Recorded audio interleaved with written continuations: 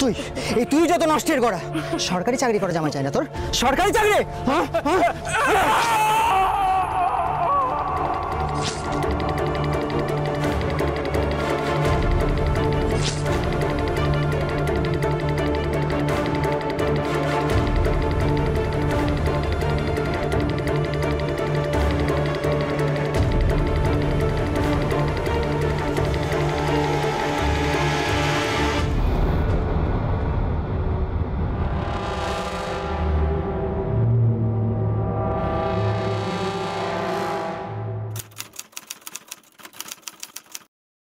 নমস্কার, ক্রাইম ডায়েরিতে আপনাদের সকলকে স্বাগত।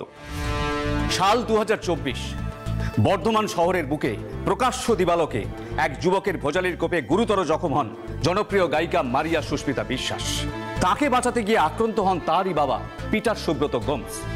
খবর পেয়ে আমাদের টিম ঘটনাস্থলে পৌঁছয়।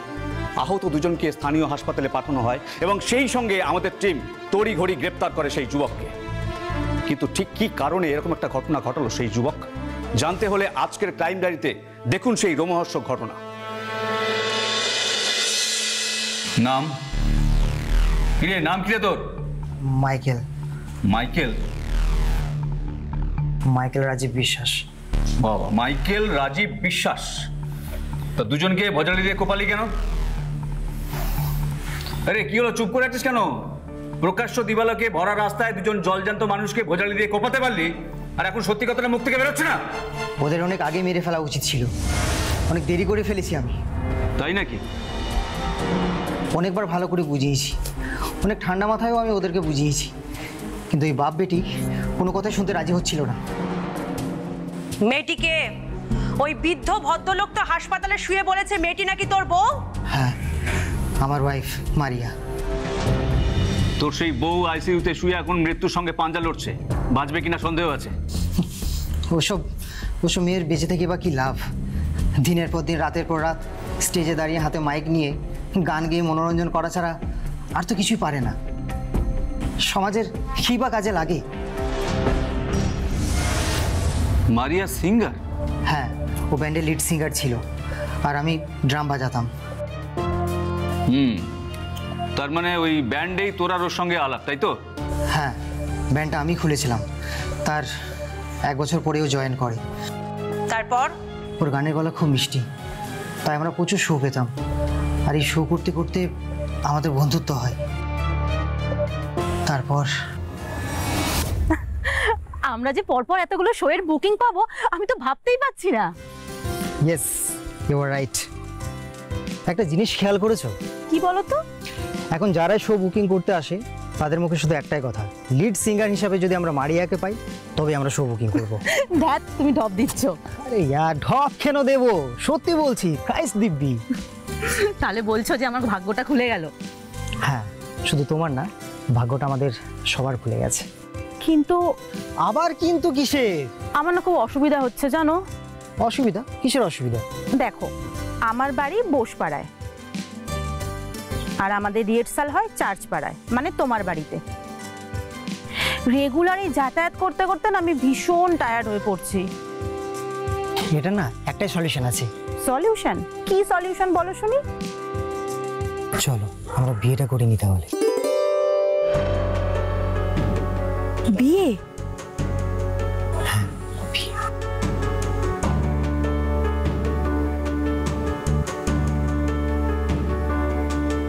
তারপর?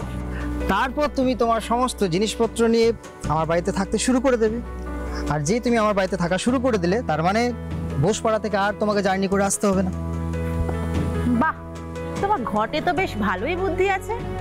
কি সুন্দর চালাকের মতো আমাকে প্রপোজটা করে ফেললে। ওসব ছাড়ো, তুমি রাজি আছো কিনা সেটা আগে বলো। মাইকেল, আমি রাজি আছি, কিন্তু। আবার কিন্তু কিসের? এই মেয়েটা না সত্যি কথায় কথায় কিন্তু পর্যন্ত বলে।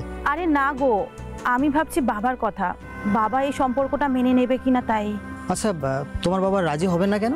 দেখো মাইকেল, তুমি ড্রাম বাজাও, আর আমার বাবার চাই সরকারি চাকরি করা পাত্র। সর্বনাশ। আসলে কি বলতো, আমার বাবা স্কুল টিচার ছিলেন তো, তাই আর কি। থাক, বুঝে গেছি, ব্যাপারটা তুমি আমার উপরেই ছেড়ে দাও। হুলো বেড়ালে ঘন্টাটা যখন আমাকে বাঁধতেই হবে তখন বুদ্ধিমানের মতো কৌশল করেই বাঁধ। তাই? কি কৌশল করবেন শুনি?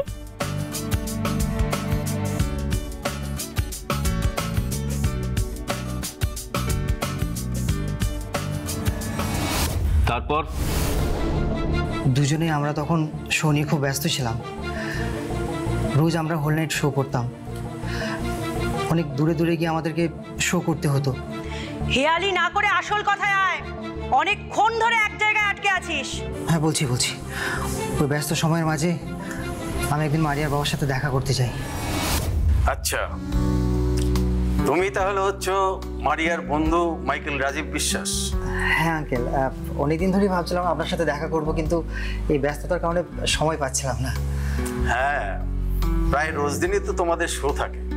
হ্যাঁ, প্রভুর কৃপায় আর আপনাদের আশীর্বাদে আমাদের শোয়ের কমতি নেই। বাহ বাহ, এটাই তো কাজ করার, দুয়াতে ইনকাম করার বয়স। হ্যাঁ, তো এই তাই ভাবছিলাম যে আর দেরি না করে আপনার কাছে প্রপোজালটা নিয়েই আসি। কিসের প্রপোজাল? আমরা ঠিক করেছি যে আমরা একে অপরকে বিয়ে করব। বিয়ে? আসলে আমরা দুজনকে পছন্দ করি খুব। ব্যান্ডটা বোধহয় তোমার? হ্যাঁ আঙ্কেল।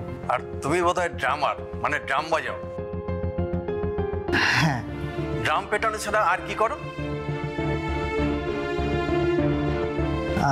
সরকারি চাকরির পরীক্ষার জন্য প্রস্তুতি নিচ্ছি। তাই নাকি? হ্যাঁ, আর ভাবছি যে ওই চাকরিটা পেয়ে গেলে চাকরির পাশাপাশি গান বাজনাটাও চালিয়ে যাবো আর কি। তোমরা কি আমাকে বোকা পেয়েছো?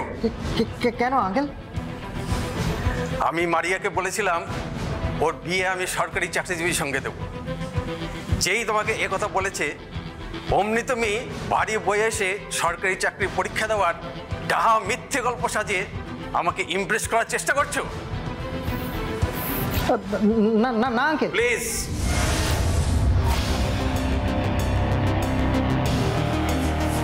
মারিয়া। হ্যাঁ বাবা। একটা কথা শুনে রাখ, তোর বিয়ে যদি বেসরকারি চাকরিজীবী কিংবা ব্যবসায়ীর সঙ্গে দিতে হয় তাহলে সেই ছেলের সঙ্গেই হবে, আমি যাকে পছন্দ করব। কিন্তু বাবা। কোনো কিন্তু নয়, আমার কথাই ফাইনাল।